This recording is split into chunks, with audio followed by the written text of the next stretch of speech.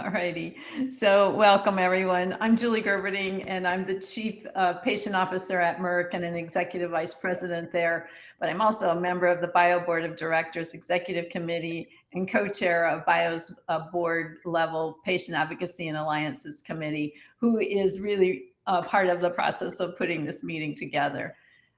Really happy to be here today with my new co-chair, the co-chair of the Patient Advocacy and Alliance Committee, Eric Dubé, who's the president and CEO of Travere Therapeutics. And you will hear from him, and I'm sure be inspired by him in just a few minutes. But I wanted to start by just thanking all of you for joining us for this 10th anniversary of the Patient Summit. I was saying earlier to my colleagues that this is really my favorite meeting of the year. I come to the summit, I remind myself of why we do what we do and how important patients and their needs are to our whole purpose. Patients are our purpose, and we say that over and over again, but somehow coming together in this forum just really gives that personal meaning, and it kind of motivates me for the rest of the year until the next summit. So thank you for that. We are really looking forward to having 2 days that are packed with information, as much networking as we can accomplish using this virtual format, but also, again, bringing us all together to align on what matters most, improving the health and well-being of patients and the people who care for them. And by the way, I can't imagine a context for that that's more complicated and more important than a pandemic, and not just the pandemic of SARS-CoV-2, the surround sound of all of the other health implications, the social implications, the stress, the mental health, and the broader kind of ripple effect that the pandemic has had on all of us, and especially the patients who are vulnerable. So while we're here virtually again this year due to the pandemic, we're really happy that so many advocates across from the country have come together to access the programming and network online. Over the past 10 years, we've had the same goal: to really make the summit a must-attend event for the biotech industry and the patient advocacy community. You have an exciting agenda ahead of you, full of esteemed leaders and area experts. I know you're used to having this summit being kicked off by Paul Hastings, who's here in spirit in this very room with us. But Paul is now the chairman of the Bio Board, and he is continues to be a huge champion. And it's really been Paul's leadership and motivation that got our whole patient advocacy committee started, but also has been kind of the fuel that's helped it fly high and maintain that as the center of the world of bio. So thank you, Paul, in your absence. And we look forward to having a follow-up with you to kind of report out on the scope of this meeting and what we've accomplished. We also do have an ask. We ask that you help us to continue to improve this meeting and make it an ongoing success by sharing your feedback, but also just your ideas with either Paul or me or Eric or the bio staff. It's really an honor to be here with so many distinguished leaders from the patient advocacy organizations and from across our whole ecosystem. So without any further ado, thank you for all you do for patients and their caregivers. And I am pleased to turn the program over to Eric. Thank you, Eric. Thank you so much, Julie, and for you and Paul setting a very high bar for the work that we do at Bio and for the Patient Advocacy Summit. This is only my second meeting, and both of them have been virtual, and I learned a tremendous amount last year, and this is a great program. I can only imagine, as you say, Julie, just how valuable the program is when we can come together and start to build much more of the relationships across this incredible community. As Julie mentioned, I'm Eric Dubé, and I'm the CEO of Travere Therapeutics, but I also serve on the board of directors executive committee for Bio, and I'm honored to serve as the co-chair along for today's Bio Patient Advocacy and Alliance Committee and the Summit. The Patient Advocacy and Alliance Board Committee was built 7 years ago based on two important pillars: to continuously elevate Bio's commitment to patient advocacy and ensure that we're a strong and valuable partner to the patient community, And every single day, we aim to stay committed to those goals. As members of the committee include industry leaders who are deeply passionate about patient and health advocacy and who are committed to ensuring the needs of patients everywhere are met.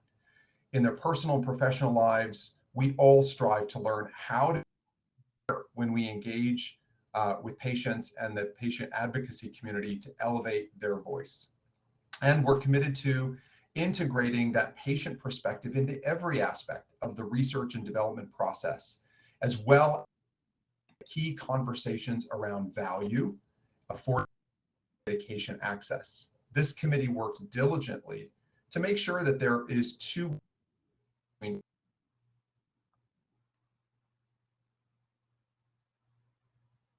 will be able to achieve the greatest possible results for patients. Bio is so much more than an association representing biotechs. We're also an advocacy organization that works closely with patient groups and industry members alike to elevate the patient voice in advancing health innovation. And I believe that that is even more important today than ever. So thank you all for participating in the summit today and tomorrow. I'm very eager to engage with many of you and to learn a lot. So now let's get started with our first program of the day, The Road to Achieving Health Equity and Diversity. This panel will focus on how patient organizations and other stakeholders are moving forward with health equity initiatives at the national level by engaging a more diverse community. I am honored to welcome our moderator, Cynthia Cheatham, of Industry Research and Education at Bio. Welcome. Thank you, Julie and Eric, for your support of the summit and Bio more broadly. You've committed so much time over the years in support of our goals, and we appreciate everything you do for us, our industry, and the patient community. Like you, Bio prioritizes patient health and advocacy. Last year, we launched the Bioequality Agenda that prioritizes justice through equity with three main pillars. One, investing in the current and next generation of underrepresented scientists and entrepreneurs. Two, expanding opportunities for women and underrepresented groups through our industry's purchasing power and how we collaborate with our suppliers. And three, promoting health equity and access to medicines and ensuring diversity in clinical trials. That's our main focus today. This panel would not be possible without our summit's many sponsors. They allow us to bring you all together to easily share this important knowledge when biotech companies and advocacy groups join forces. Real substantive progress happens. So let's get started. I'm honored to introduce our panelists. First, we have LaVarne Burton, CEO of the American Kidney Fund, Dr. Kim Smith-Whitley, Executive Vice President and Head of Research and Development at Global Blood Therapeutics, and Tanya Winders, President and CEO of the Allergy and Asthma Network. Thank you all for joining today. So I'd like to get started by having each of you say a few words about your organization and how you're prioritizing health equity. What does health equity mean to you, and how is it important to your organization's mission? LaVarne, how about we start with you?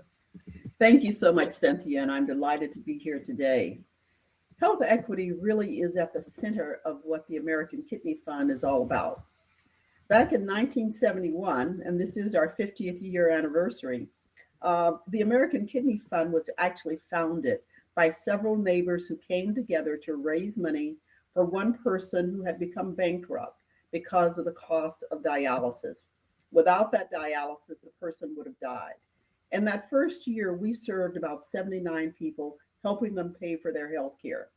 Today, we're serving about 95,000 people, helping them pay for their health care. We've expanded, of course, because health equity is more than just money. It is not only about access, it's about quality, it's about effective engagement. And the American Kidney Fund has expanded all of its activities to meet those needs of patients in an equitable and fair way so that people have the opportunity to get the health care they need for the conditions that they endure. Great. Thank you for that background. And Kim, why don't you tell us a little bit about what GBT is doing as well? Thank you, Cynthia, and thank you for having me participate in this wonderful panel. Global Blood Therapeutics is a relatively young company, 10 years old, just celebrating our anniversary, that has been focused on improving the health of those with devastating blood disorders, starting with sickle cell disease. So we've been committed to the sickle cell community from the beginning. And if any of you know about sickle cell disease, it's unfortunately one of the models for health care inequities and social inequity. Sickle cell disease is a blood condition, is inherited and impacts about 100,000 here in the US, but millions worldwide.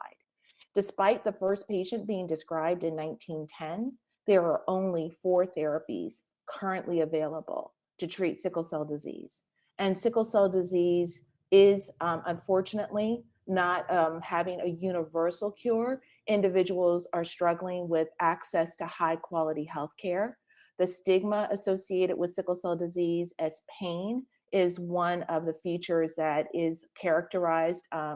And that pain means that individuals have to rely on emergency departments for medications such as opioids to address their condition. We at GBT have really been focusing on partnering with the patient and the patient advocacy community to improve the lives of those living with sickle cell disease, to increase availability of disease-modifying therapies, focusing on the root cause of disease. And that's starting with our drug Oxbryta.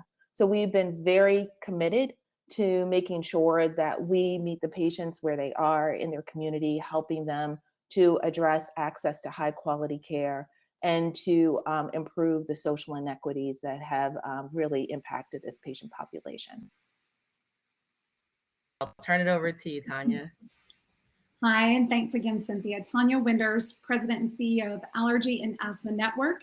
We are a grassroots patient education, patient advocacy organization that has been here since 1985, serving the more than 60 million Americans living with these conditions. And our aim is to end the needless death and suffering, especially in those underserved communities for those living with these conditions. And in our work, it includes outreach, education, advocacy, and research. And so we've been really hyper-focused for many years, but especially throughout the last several years, in ensuring that patient voice, the full community patient voice, is heard from preclinical all the way through commercialization. And certainly that we are raising those issues from the state legislatures all the way through the halls of Congress to ensure that the full community, we get the right treatment to the right patient at the right time with the fewest barriers, regardless of race or ethnicity. That is a very important mission. So as we think about how patient organizations are seen as trusted messengers in communities, LaVarne and Tanya, how have you built that trust over time and worked to maintain it day in and day out?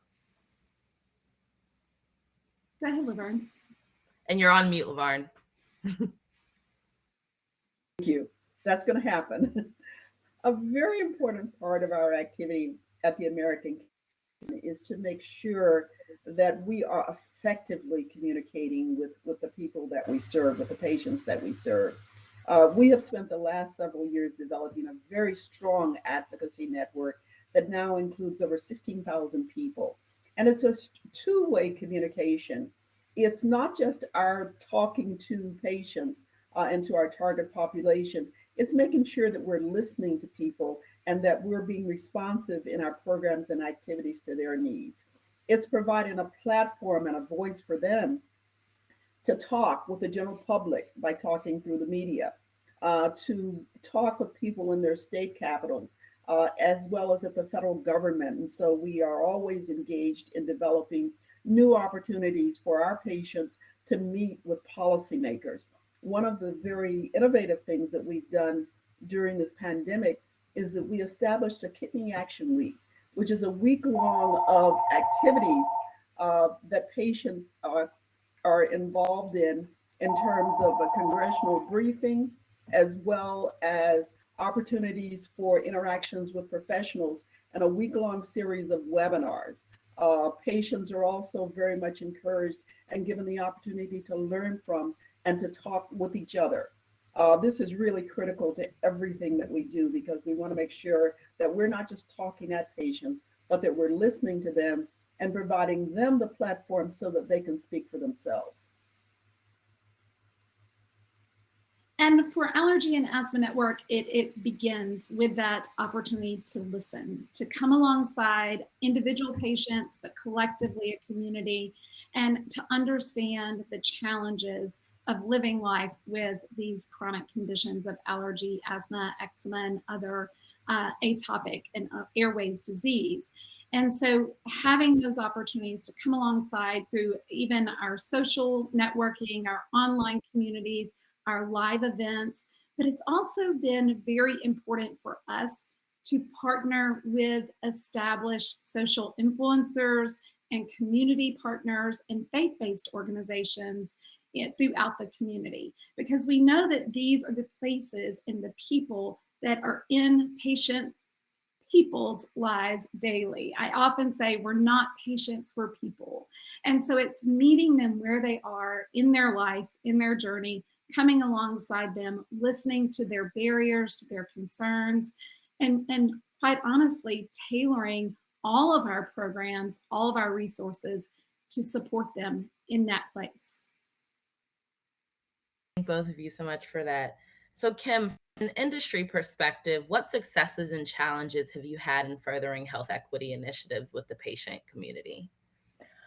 I think that the theme for today that I'm hearing from our other two panelists is really the importance of understanding what's important to patients and the patient advocacy community. And then that's the best starting point for partnerships to building a trusting relationship. We at GBT have really focused on this from the beginning.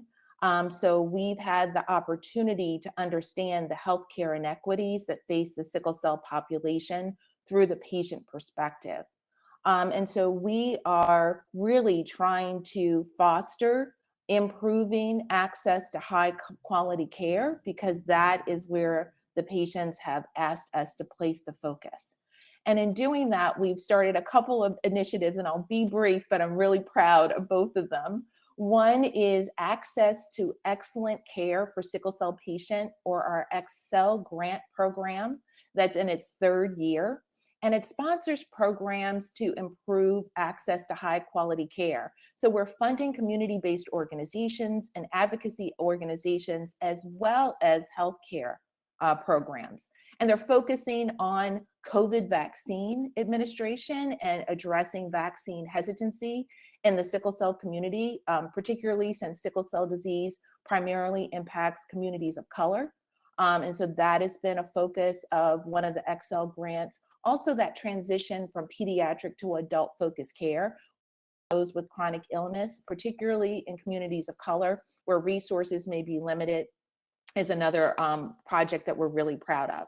And then we have a health equity council that we have formed, that's mission is to have a unified patient advocacy voice.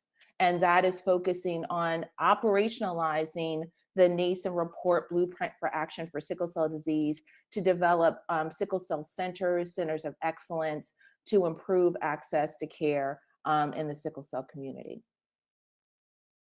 Just as a follow-up to that, both for Kim and also Tanya, LaVarne, if you have input on this question as well, can you speak a little bit more about prioritizing diversity in clinical trials? I know that's a priority area across a number of disease areas at this time, really.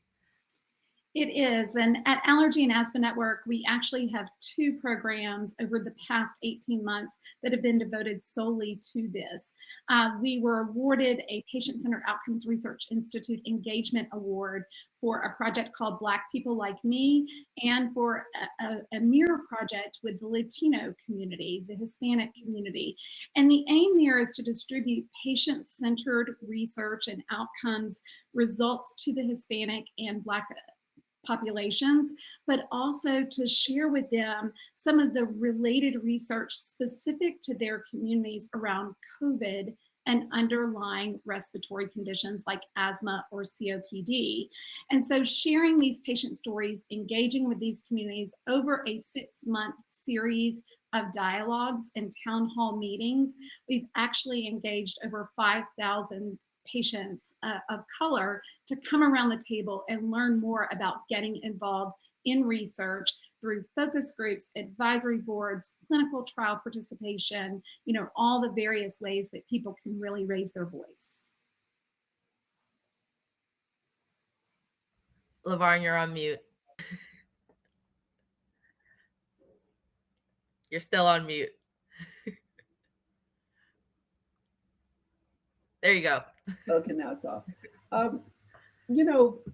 The pandemic, the COVID pandemic, really did shine such an intense light on kidney disease and kidney failure, not only because of the way in which it ravaged our community and community, but also because we saw that it led into kidney disease where there had not been disease before. The American Kidney Fund has long been concerned about these kinds of issues, and we have worked to increase participation of people of color in clinical research. We think that there is an opportunity here because of COVID, because of the focus on social justice, that there's an opportunity here much greater than it's ever been before, that creates a demand on all of us who are in the advocacy community to address this issue. We had already established on our website, for example, a section specific to clinical trials to educate people so that they understand what clinical trials are all about, so that they have some guideposts in terms of finding clinical trials that might meet their needs, their particular situation, but also that would give them some parameters in terms of deciding whether they want to participate in clinical trials. We've taken advantage of our webinars and patient education to talk about those activities and also to talk about new research and new innovations as they come out. We've worked with biopharma and pharma companies, specifically recruiting patients for clinical trials. We think that this is really, really important. And we've used all of our, not only our website, but all of our social media channels, our ability to do some advertising with our in-house staff to share information with patients about those clinical trials that are available.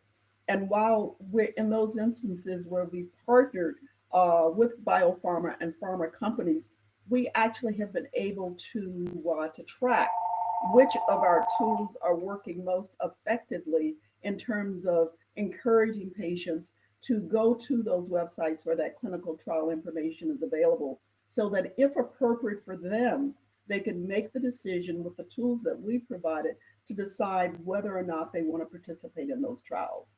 The issue around kidney disease is really just so stark in terms of the need for people of color to participate. When you look at the incidence, for example, of kidney failure, it is 4 times greater among Blacks than it is in the general population.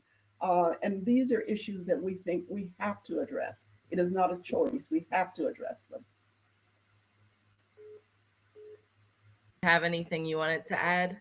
Yes, Cynthia, I think that just bridging on what's already been said, I think one of the things that's been so impressive to me, I just recently transitioned from academic medicine where I cared for patients living with sickle cell disease for 30 years to GBT in May. And one of the things that attracted me to GBT was just this commitment to this patient community that had been neglected and overlooked for so long.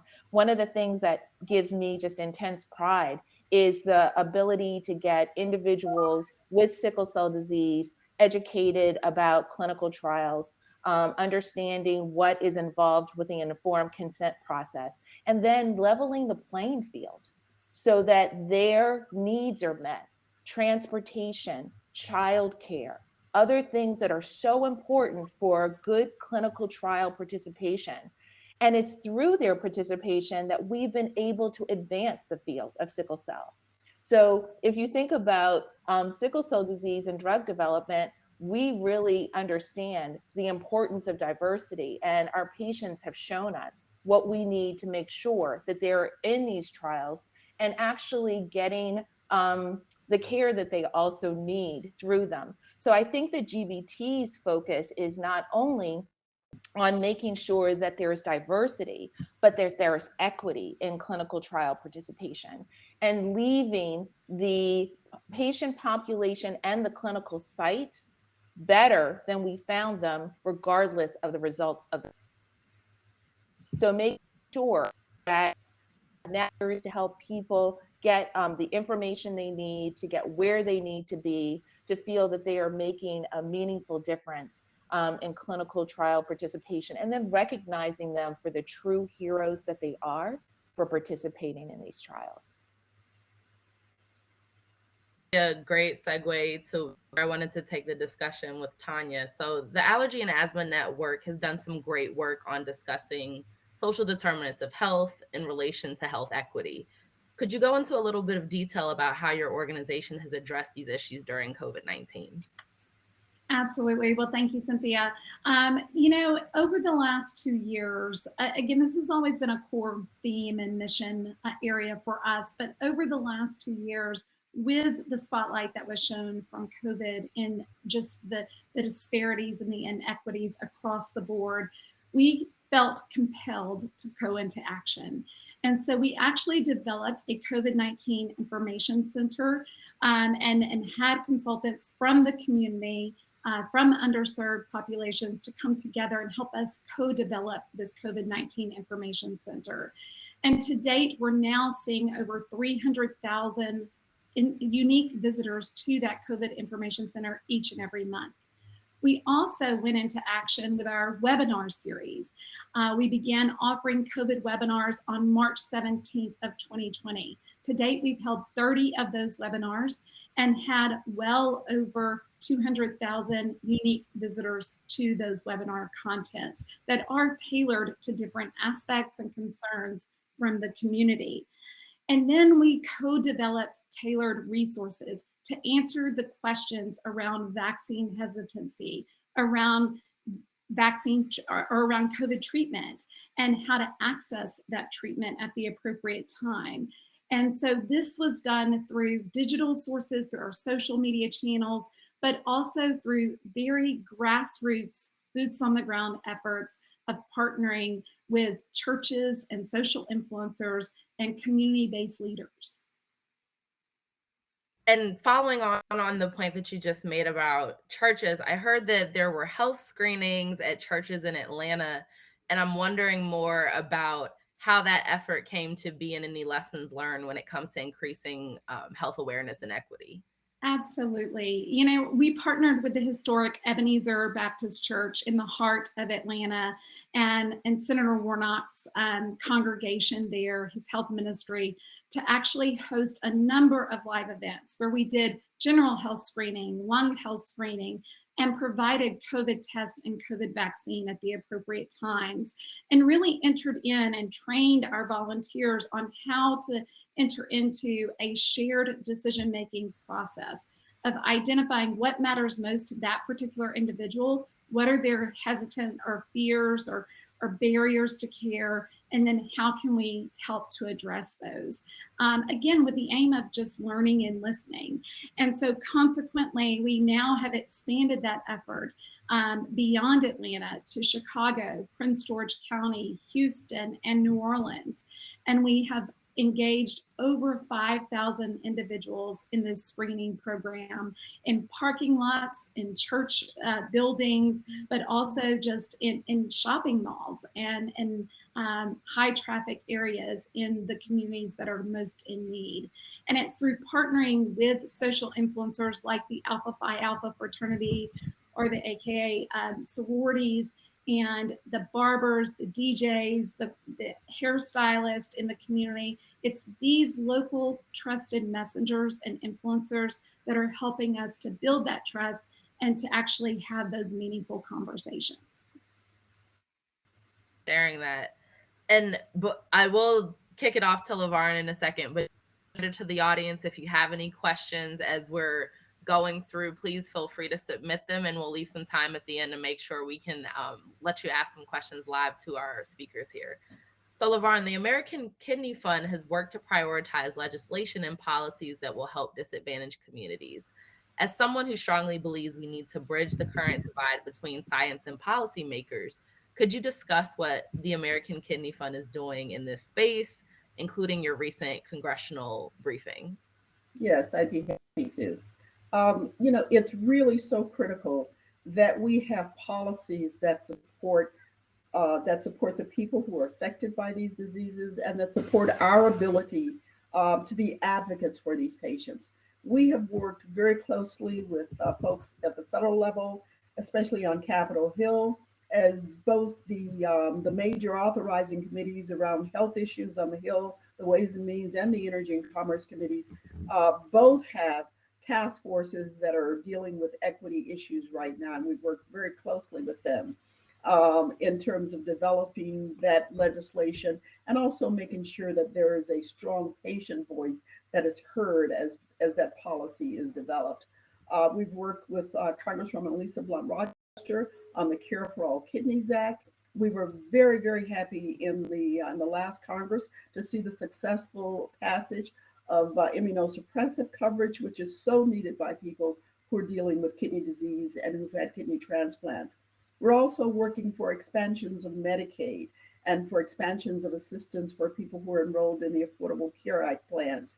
In order to level the playing field for all people, we have to not only have the policies, but they have to have real effective opportunity to participate in programs like Medicaid, to have access to those, to have sufficient subsidies to participate in marketplace exchange plans to get their health insurance. So the American Kidney Fund really is partnering not only at the federal level, but also at the state level. One of the things that we're very concerned about is that if you look at transplants, which is, that is the optimum treatment if you're in kidney failure. And if you can get a transplant, that can help you so much to return to your life pre-kidney failure. And yet when you look at the people of color who are getting transplants compared to the general population, there is a huge gap. And a lot of this can be dealt with at the state level, particularly around making sure that there's a level playing field for living organ donation. People who want to do the very humanitarian gift of giving someone else a kidney, for example, in some cases may find themselves penalized when they go to get their health insurance or their life insurance or disability insurance, and may find the fact that they've given an organ to be counted against them. That is just not acceptable. They also need assistance with their own medical bills in order to be able to donate that organ, or they may need time off from their job in order to recuperate from donating that organ.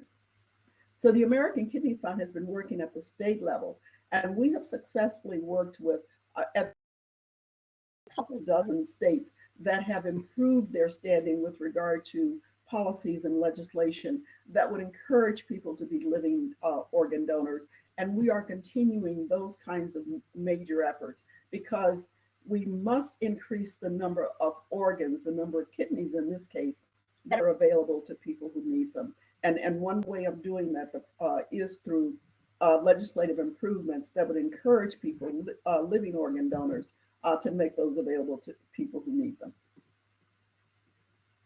A follow on to this, and it may be relevant to you, Tanya, as well, having mentioned working with Senator Warnock's church in Atlanta. Are there any specific tips that you all have, especially given the audience here today, around educating members and legislators, whether it's the members of Congress or state level officials, as we're thinking about how our audience here can engage at that level?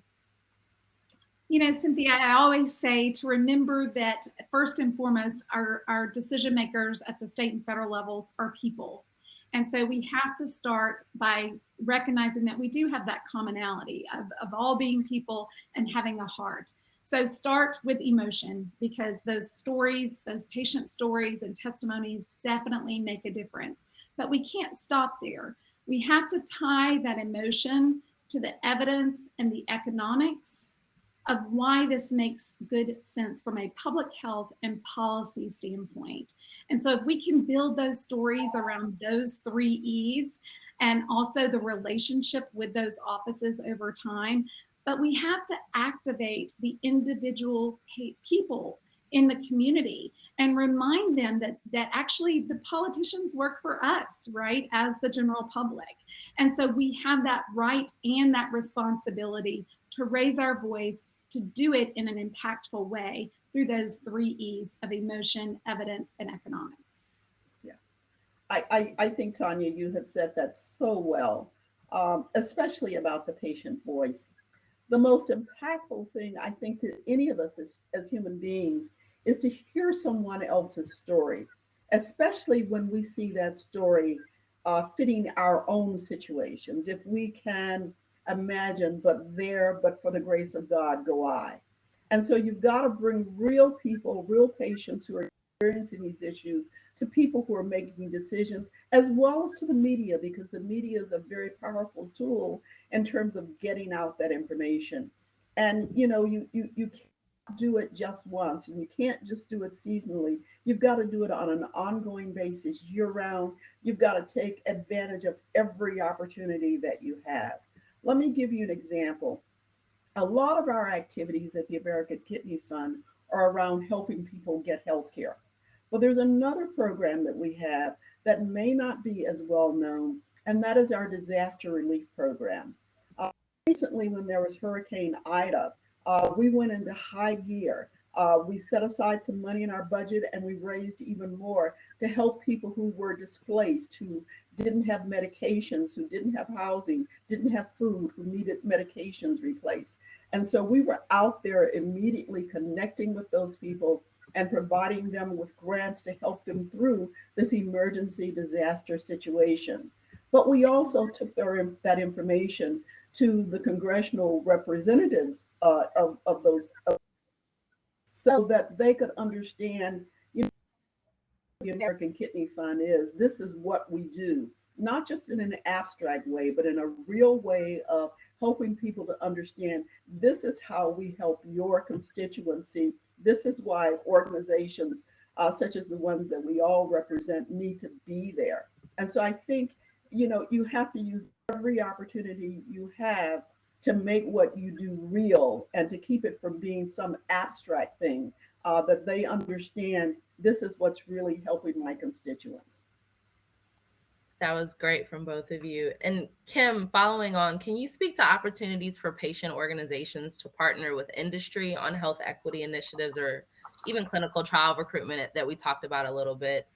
And then do you recommend patient organizations also partner with industry in this type of work? So I just want to piggyback on the last conversation, because I'm going to remember those 3 E's. And I want to say that the other piece of this, in addition to make sure that we elevate the patient voice through those 3 E's, is also to remember that there's power in numbers.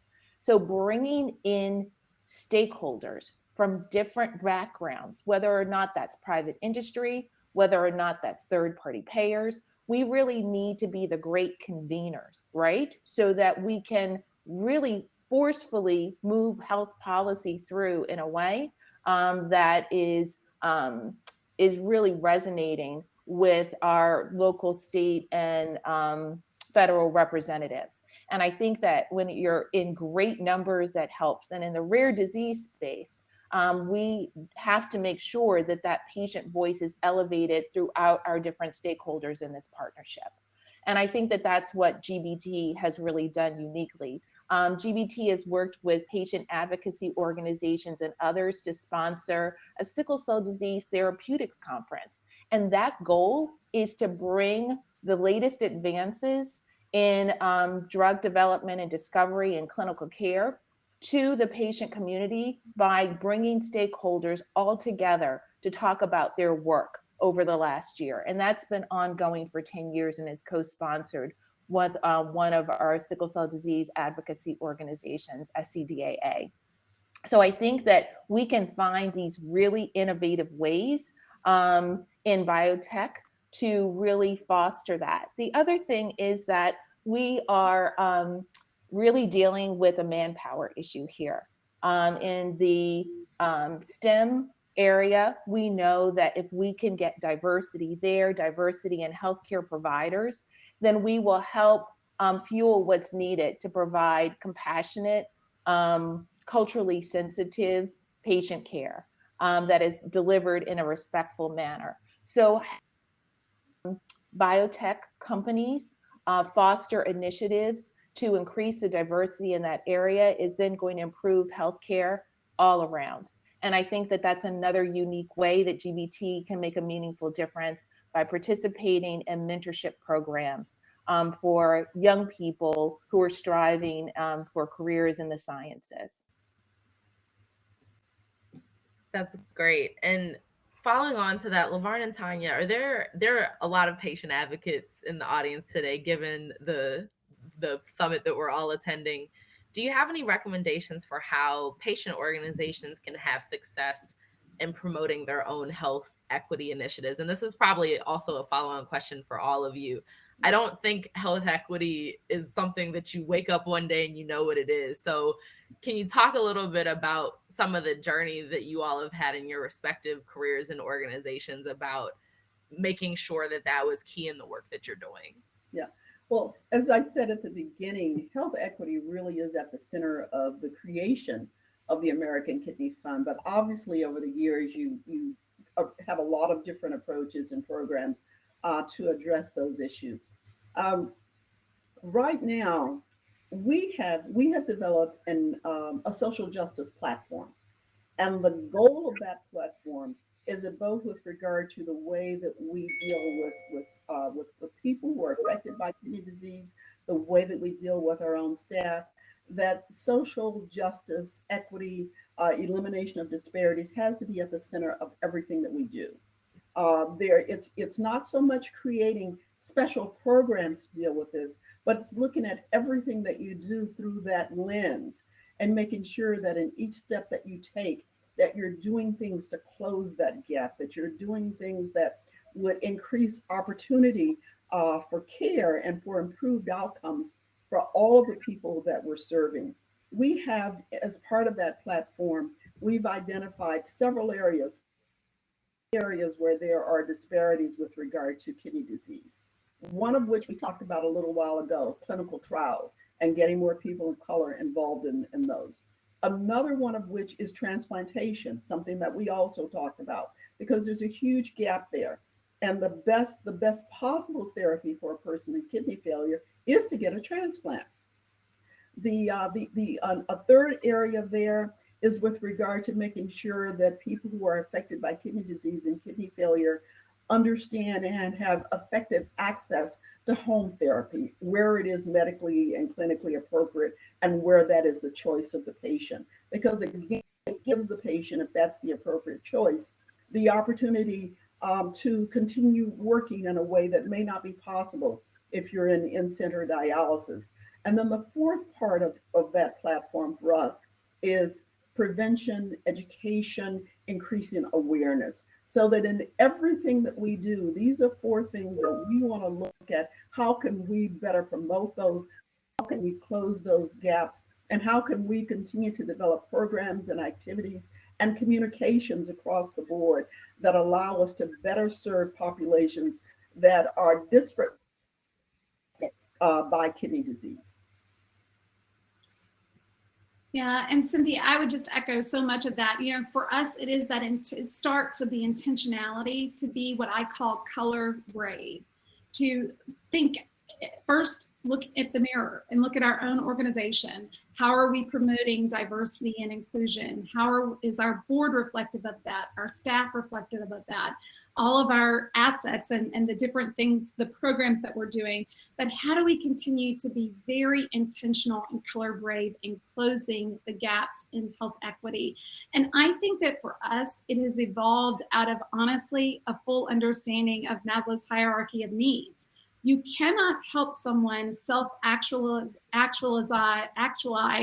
or be empowered as a patient, an empowered patient, until you meet some of those more fundamental needs of housing insecurity, food insecurity, education inequity. I mean, there are so many systemic issues at that foundation of Maslow's hierarchy of needs that we are reconsidering how we structure our programs to address those things before being too hyper-focused on that patient empowerment messaging or aspect of moving programs forward. So to me, it is awareness, because everything begins with awareness, but then education, advocacy, and research, and making sure that all of those reflect the full community.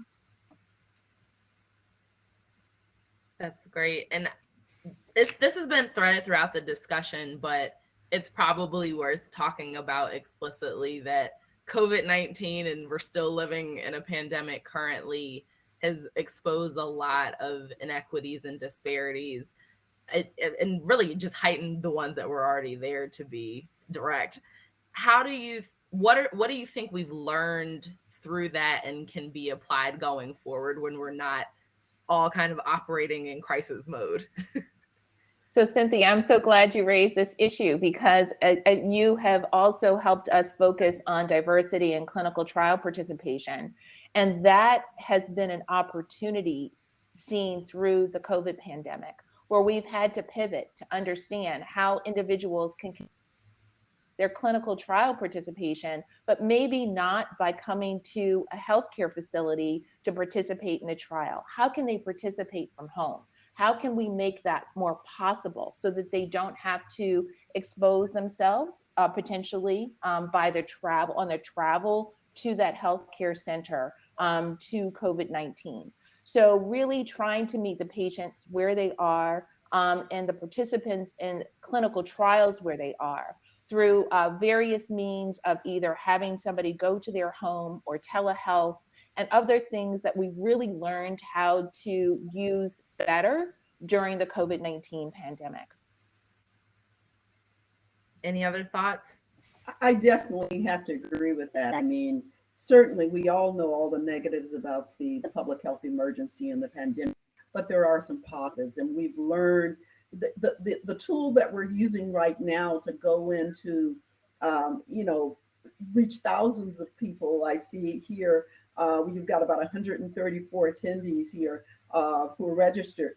Our events, which have, like everybody else, has gone virtual, are reaching so many more people that we know the things that we've learned and the new tools that we're using, we will continue to use those because we can reach so many more people.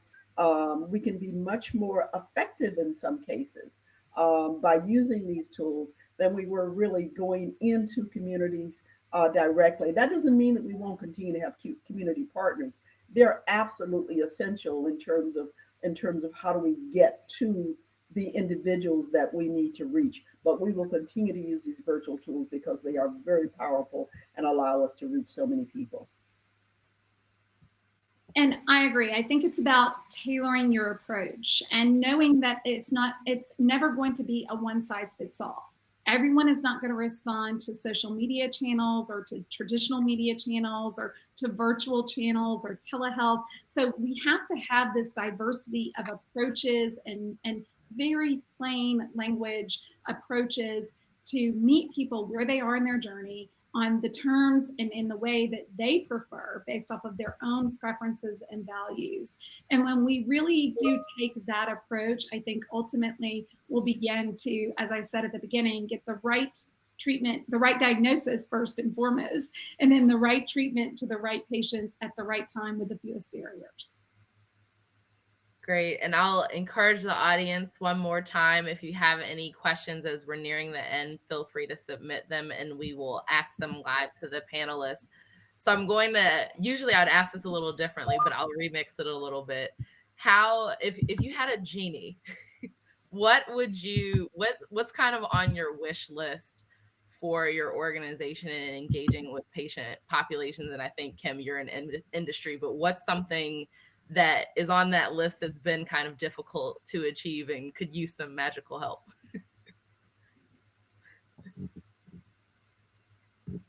It looks like maybe Tanya, you're talking. I couldn't tell. I wasn't talking. I was going to give someone an opportunity since I just spoke, but I'll go because I have a long list, to be honest. I think I saw the anticipation in your eyes. Yeah, it's very hard to choose that one thing. But what I would say is that I think it begins with this kind of crucial conversation and common ground and long-term commitment to doing the right thing for the right reason, regardless of the spotlight. I am so encouraged and thankful for the way that COVID did display some of these inequities, because it finally allowed us to have crucial conversations that should have been happening long before now.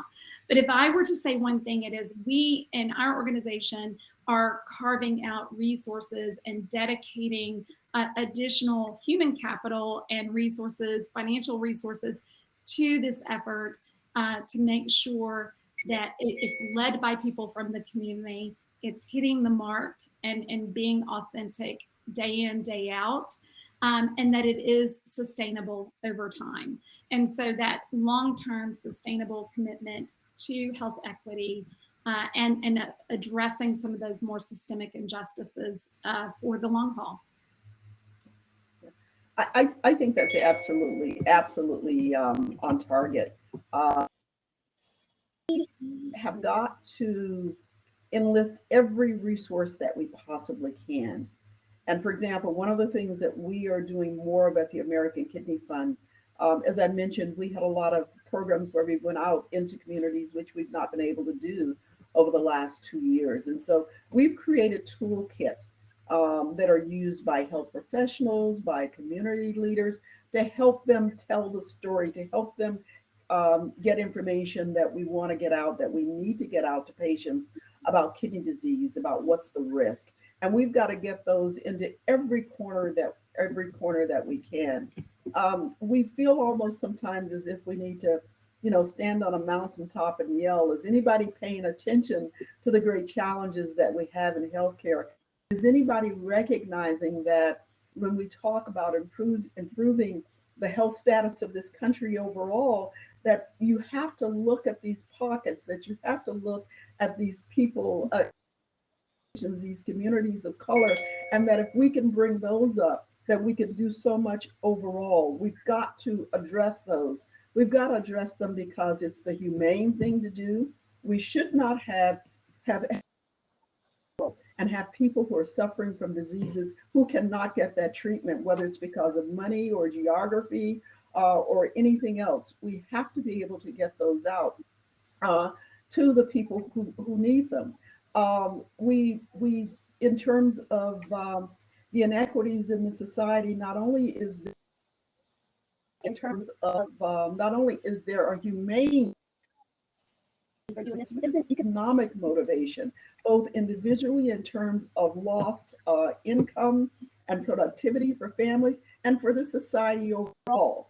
So even if you're not moved by the need to make a humane response to a terrible injustice, you need to do it because it's going to be good for this society overall. And we've got to keep focusing on those. We've got to, the pandemic, what's happened over the last year in terms of the focus on social justice, really have brought a focus to this that we can't let go of. We've got to keep beating on it and beating on it and beating on it. And we have to come up with, as I think we've all suggested today, concrete things that we do to follow up that attention. This is an opportunity, maybe a once in a generation opportunity to really do something about these issues. And I think that the advocacy community is called upon to be a leader with regard to responding to these inequities. And then I would just add to that, to piggyback on that comment, because I think the comments have just been so spot on, but to do it with a sense of urgency towards moving collaboratively towards positive change. I think that the pandemic, the social injustices that we experienced over the last year and a half in particular have pointed out that we need to do this now, that this has been going on for too long, and we need to move collectively, purposefully, and urgently towards change. And I would just tag on to that if you're not part of the solution, then you're part of the problem. So, activating the full community to be part of that solution and work together. That's the only way. And we've seen this even in the recent days of how quickly we moved to solutions for COVID, to address COVID within the community. And so if we move forward, I think with the broader aspect and broader aim and goal of true health equity, then really there is no limit to the change that can be made, but it's going to take us being all part of the solution. Remembering that there is no one solution, and that we're going to try some things that are going to work, and we're going to try some things that don't work. But that can't discourage us. We have to address these issues. We have to solve these issues. And do you all have any recommendations, as we're just on the theme of health equity, that organizations that are early in their development and starting these conversations that they may want to consider as they're kicking off that journey that came in through the audience? I think first of all, you want to be really honest in the conversation. After the George Floyd murder, my staff actually came to me and said, we need to talk. A series of conversations and, allowing people to be comfortable wherever they were in their journey with dealing with these issues, because the objective was to develop a plan for what the American Kidney Fund could do in our space. It was not to be accusatory or not to challenge anyone in terms of where they were, but to accept where they were and say, we all need to sit down and talk about this, both in terms of how we relate to each other and also how we're relating to the people that we serve. I think we had some terrific conversations. I think that many of us came to different places as a result of our ability to talk about things in an open and honest way. And that the result of that was, in fact, the social justice plan that we developed. And of course, that's not over. That's a plan. We're continuing, both with regard to our internal goals and our external goals, to continue those conversations and also to be very deliberate. We've developed a structure to make sure that we continue to have those conversations. We have developed specific program goals around the plan that we develop. And we know that this is not something that's going to be resolved in a year or 2 years, that this will be an ongoing part of the American Kidney Fund. And I should certainly hope long after I'm gone that this will continue to be a focus, especially when you look at the people that we're serving and the backgrounds of the people who are disproportionately affected by the disease that's at the heart of our mission. And what I would suggest to other patient advocacy leaders is to take that long, hard look in the mirror, to really explore what those blind spots are within your own heart and soul, perhaps within the fabric of your organization, because we all have them. We all have those blind spots. So realizing that is the first step. And then incorporating those discussions, those crucial conversations at the board level, at the staff level, at the project planning level, and making sure that there is that intentionality around key performance indicators that are going to move the needle on health equity. And so that's what we've done at the network, is we have very specific key performance indicators for all of our projects or programs or dissemination of resources that are aimed at that goal. And then I think the other piece, oh, I'm sorry. I just wanted to quickly add to what Tanya said. This is no different than other goal that an organization has. You've got to put something out there that you can measure, that you can be held accountable for. Sorry, Kim. No, exactly. I think that that's spot on. And I think that the other point is that if you stay true if you do the right thing for the patient community, then that's the basis of starting these collaborations towards awareness, education, advocacy, healthcare and research, equity. That really needs to be the infrastructure that drives you, doing the right thing for the patient. And I think if you can get around that, then your health equity initiatives will move in the right direction. And I'll bring in one more audience question before we wrap up. Is there anything in the realm of health equity that you don't think more people are, is there a topic or an area that you would want people to be more aware of? Like if you had the opportunity to kind of raise your flag and talk about something that people may not be paying attention to, and it could be in your specific disease area that you're focusing on, is there anything in particular that comes to mind? You know, actually, there is something that quickly comes to mind because there's been such a focus on it recently in the kidney community. When you want to assess a person's kidney function, you have to look at something called GFR, glomerular filtration rate. Doing the full test for that is extremely expensive and time consuming.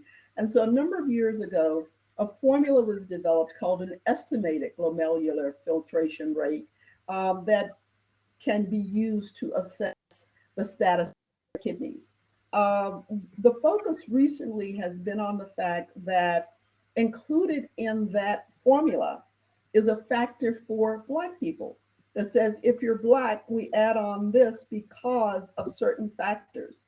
That was not something that was research-based. It was something that I guess appeared logical at the time.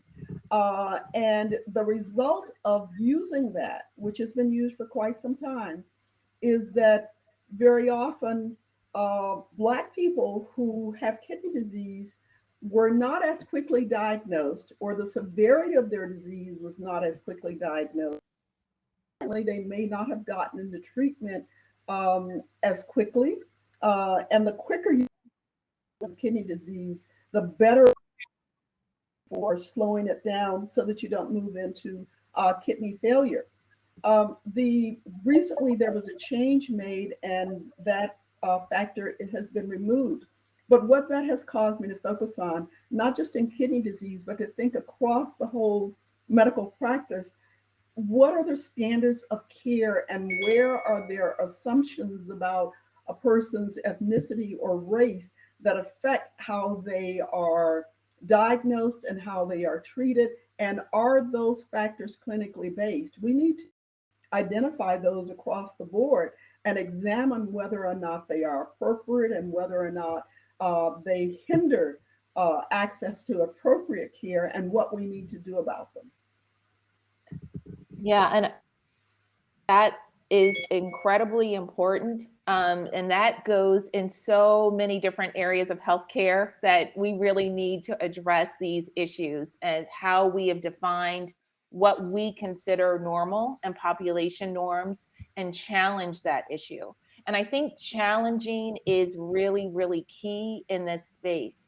One of the things that I think is really important to bring forward is shared decision-making. One of the issues is not only providing high quality care, but it needs to be respectful, compassionate care as well. And having conversations with individuals in a way that they understand and can participate in their healthcare decisions, I think is key and critical. And then the other piece of it, as we gain knowledge, we should be gaining new ways of approaching care to different patient communities. And I think that when you're dealing in rare disease space, everything has been reactive. You wait till a problem occurs and then you try to fix it. We need to be proactive. We need to get ahead of the problems and start addressing, improving the health of those living with a particular chronic condition like sickle cell disease before they get to the point where they can't reverse some of the damage that's occurred. So I think forward-thinking, proactive care that's compassionate, respectful, and based in shared decision-making That's what I would say.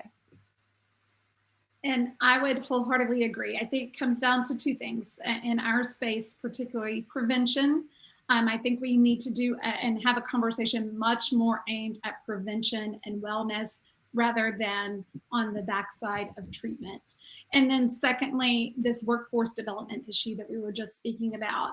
And that workforce development is not only training additional healthcare providers, but community health workers, allied health workers, and not only on the medical and clinical aspects of care, but on these social determinants of health, on blind spots and sensitivity training, on cultural competency and language differences. All of these are key components that ultimately do allow that provider to have a more productive, meaningful dialogue with their patient as a person.